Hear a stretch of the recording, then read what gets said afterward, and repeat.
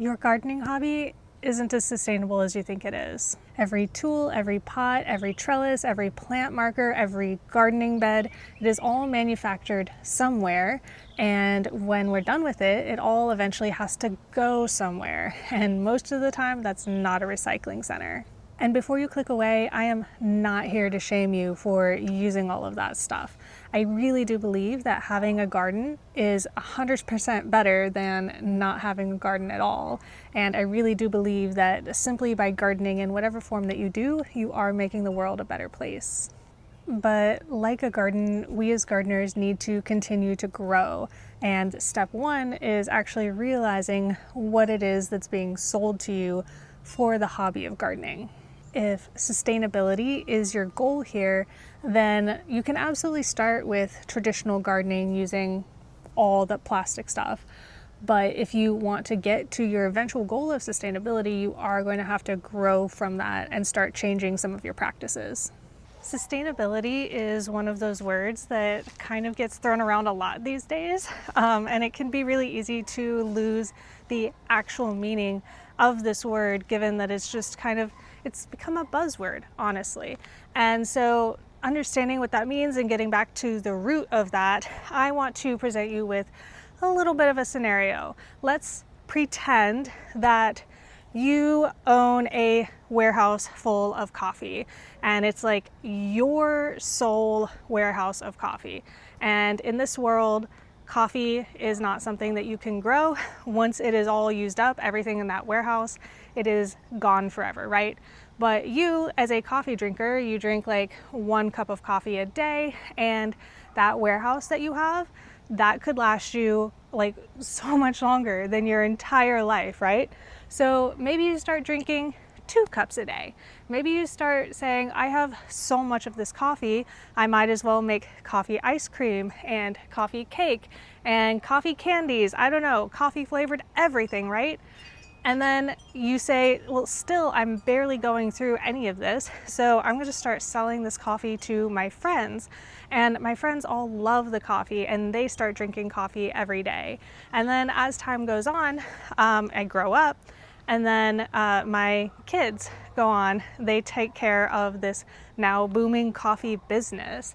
And things go on, they keep going with it, but by the time that their grandchildren, your grandchildren, their children start taking over this coffee business, they're looking in that warehouse thinking, we don't actually have a lot of this left, and once it's used up, it's going to be gone forever.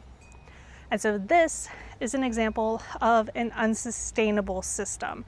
It cannot keep operating in the way that it's been going indefinitely. Eventually something is going to have to change. Either the business practices are going to have to change, or the coffee is going to run out and there will be no more coffee, and then things will be forced to change, right?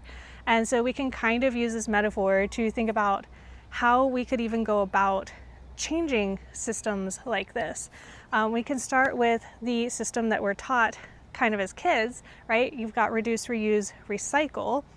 In this case, if we wanted to apply that to this made-up coffee system, we could think about, okay, reducing the usage of coffee, because we're here, right? We only have a little bit left. Well, what are we going to do? We're all absolutely addicted to coffee. We can't just all quit cold turkey, obviously, but maybe we could switch to chocolate ice cream instead of coffee ice cream. Maybe we could drink 1 cup of coffee a day and not 2 cups of coffee a day. And that does start to help, right? But still, even with these measures in place, even if you want to say, oh, well, I will use my coffee grounds twice, and I will steep 2 cups of coffee from the same coffee grounds, even then, we're still looking at a system that is unsustainable, because eventually the coffee is still going to run out and there will be 0 coffee left. And so the only real solution in this case is to absolutely stop using coffee altogether, or to use it at a slow enough rate that the coffee in the warehouse is going to last far beyond when the sun becomes a red giant and swallows up the planet.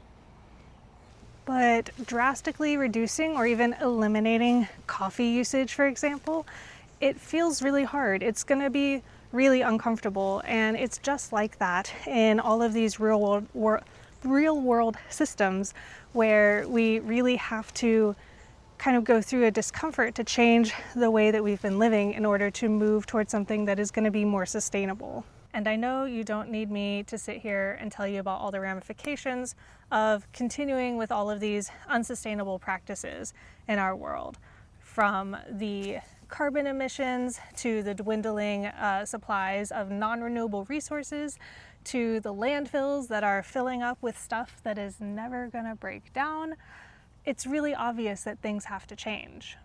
Gardening can feel like an island of sustainability in the mess of an ocean that is the world, but if we're still buying products for our gardens that are backed by overconsumption and waste, then we're never actually going to reach that sustainability. So to put this into perspective, let's take a look at this pack of marigolds that I bought from Lowe's. So first of all, they do come in a plastic container. This is a single-use plastic container that has been manufactured overseas. They are planted in potting soil, and that potting soil is assembled from ingredients that are shipped from all around the world to a central location, potentially assembled there, shipped to another location where they are then planted in here. And then this greenhouse that grew these, it's not local. I mean, Lowe's gets stuff from all around the country and sometimes other countries, and it's hard to tell just how far away these might have been shipped in from. Not to mention the seeds that whoever planted these used, those were probably also shipped from somewhere. And then the greenhouse that grew these is probably going through a lot of water. An average greenhouse can use 0.3 to 0.4 gallons of water per square foot per day. So for an average sized commercial greenhouse, that's going to be between 720 and 960 gallons of water per day. And then you look at this pack of marigolds again, and you're like, wow, that's really overwhelming. You didn't sign up for any of that waste. Luckily, you're not alone in trying to fight this. The United Nations has set up 17 sustainable development goals to help countries and citizens around the world with a framework of how to move more towards sustainable practices. Out of those 17 goals, the one that's most relevant to us today is SDG 12, which is Sustainable Consumption and Production Pathways. And this, of course, has catalyzed a whole host of other programs aimed at sustainability, from sustainable construction to sustainable tourism, and also advocacy for consumer sustainability information so that you and I can make good decisions about products that are manufactured sustainably. So I want to play a little bit of a game with you guys. Let's call it a challenge. I am going to go through my garden. I am going to assess and audit the sustainability practices that I am or am not using. Everything's going to be assigned a number of points, and this is going to be kind of like golf. Lower is better. And if you want to follow along at home, you can actually download the PDF in the description below. All right, so we've got two sections we're going to go through. We've got section 1, which is for unsustainable practices. This is going to give you positive points and raise your score higher, which is what we do not want. And then there's sustainable practices that we're going to allow to counterbalance that. That's going to subtract points from your total score and bring you down. Item number 1 is plastic containers. Any container that you've got around your garden that is made of plastic, whether or not it is single use or reusable, that's going to get points. Reusable gets fewer points than single use plastic. Next, we're going to look at raised beds. What material are your raised beds made out of? If they're made of plastic, you're going to score points. If they are made of a pressure-treated wood, which is generally considered toxic and not recyclable at all, that's also going to get points. My metal raised beds, they are recyclable, but they do have that rubber edging, which is very much not recyclable. So I am going to score a little bit of points for that. Then we have to evaluate our seed starting supplies. So seed starting trays, are they made of a reusable plastic? Are they made of a single-use plastic? Or maybe you don't score any points for this at all because they're compostable or you're doing soil blocks. And then of course we've got to consider plant tags. Are these also made of plastic? Maybe for you, maybe not. But these I'm definitely going to have to score. Next, are you like me and do you sometimes buy plants that are pre-started for you from some commercial greenhouse? Every tray of these is also going to have to score. Next, you're going to have to evaluate your tools. So when a tool is mixed materials like this, the metal is recyclable, but all of this plastic of the handle is not. And you can't just go stick it in metal recycling because it needs to be separated to be properly recycled. And so in general, something like this, unless you worked really, really hard, would not end up being recycled. And so mixed materials like this, we're also going to score 1 point per tool. Not to mention my 100% plastic watering can. That is also going to have to score on this one. And do you buy garden soil, potting mix? All of this comes in plastic bags generally. And so because that plastic is not recyclable, and because this is usually generally shipped from pretty far away, we are going to score these. And then you've got to think about all your additives. So even my organic Rev, which I really love and do promote, it comes in a plastic bottle. So that could obviously be much better. I also have a soil acidifier that is for the blueberries. It also comes in a plastic bag that is non-recyclable. So that's gonna have to get scored. And then there's irrigation. Even though I absolutely love this hose reel, guess what? It's made of plastic. The hose has plastic attachments on it. And it's mixed material, right? Like this metal, nobody's ever gonna get this metal off of it to actually recycle. So stuff like this, that's also gotta be scored. Okay, so that number doesn't feel great. Let's see if any of the sustainable stuff I do makes up for it. The first thing I would look for is any of those items that are actually bought locally, as in they were made here and somebody here sold them to me. And unfortunately, I have a big fat 0 in that category. And while we're on the subject of, Draco got the zoomies. So while we're on the subject of reducing waste, compost is a great way to do that.